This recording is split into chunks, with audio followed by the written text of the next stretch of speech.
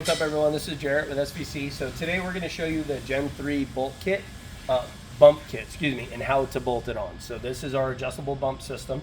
With this guy, we remove the spring, we remove the shock just so it's easier to show you guys. You normally would just do this install with all that still in, but if you want to take it out, go ahead. It's real easy on the Gen 3s. You just shock off, droop it out further, and literally the spring will pop out. You don't even need spring compressors or anything like that. So first thing, obviously, you're going to want to do, get rid of the factory bump stops, but you're going to reuse the 8mm bolt that's in there. And so basically, you're going to take the outer clamp, the outer bump kit itself, you're going to put it over the frame, okay? Reinstall the 8mm, but just leave it nice and loose. Don't tighten anything yet. And then, Bryce, come underneath here. What you'll do, we give you a supplied wrench right here, so it'll come with it. So the little laser cut wrench that we use, and you'll get two plates essentially that have weld nuts on them. You're gonna put those up inside the frame, you feed them in, and you basically just go ahead and bolt those down. So when you get this one on and then the passenger side on, you're gonna want to torque these down to, we just went over how much we want to torque those? 160. Like 160-ish, yeah, right around there. So use Loctite as well on all those. We always suspension use Loctite. So then again, what you want to do once that's done now, you're going to want to go ahead and move some of these clips up out of the way, and you're going to take this guy here and you're just going to put it up and in. Now I still have the bolts in the factory cross member, so I'm not going to bother taking those out right now, but you're going to reuse those. So you basically take those out, you got two more over here, take those guys out, you put that in, and then just get everything kind of snugged back up, all right? You're going to have two 3/8 bolts that go up underneath, and just keep everything loose. And then on this side over here, Bryce, why don't you go actually outside here.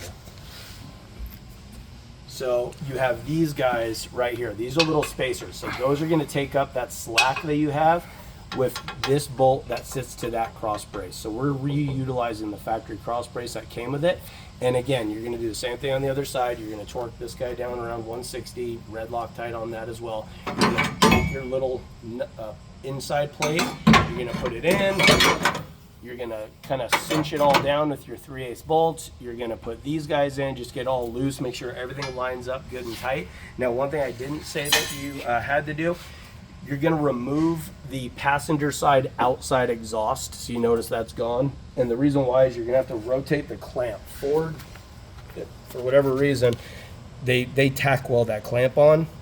So you're gonna have to cut that little clamp right there, just that tack weld, so you can rotate it and reclamp the exhaust back on, just on that side. That's on the passenger side there. When you want to torque these down, these are only gonna go to about 60 foot-pounds roughly, right around there. The 3/8, 45, right around that, about 45 on that, right, is what we said, on that guy. And then with the bump stop itself, the can just bolts right on, and those are 1/2-inch bolts. So just, get good and snug on those things, obviously. Just make sure everything gets nice and lined up, and then you can tighten everything down. The impact plates, you're gonna cut right here on the top of the brake line and on the bottom of the brake line, and then you're also gonna cut off the mount, because the plate goes right there for the impact plate, and then the rest of this gets zip tied to the back side of the impact plate. So we have a couple little spaces there for you. But when it comes to all the bump kit installs of all the generations, this is the easiest, most straightforward one. So literally the two outers go on, you put your insides in, and just make sure before you put any of the inside connections on, just that you have the outers tightened down good and tight, because you're gonna end up not having access to those. So just use that wrench that we provide. It makes life easier. And then just snug everything down, torque it up good, use Loctite, and outside of that, the bumps come pre-charged, so you don't have to worry about doing anything there unless you feel like charging pressures.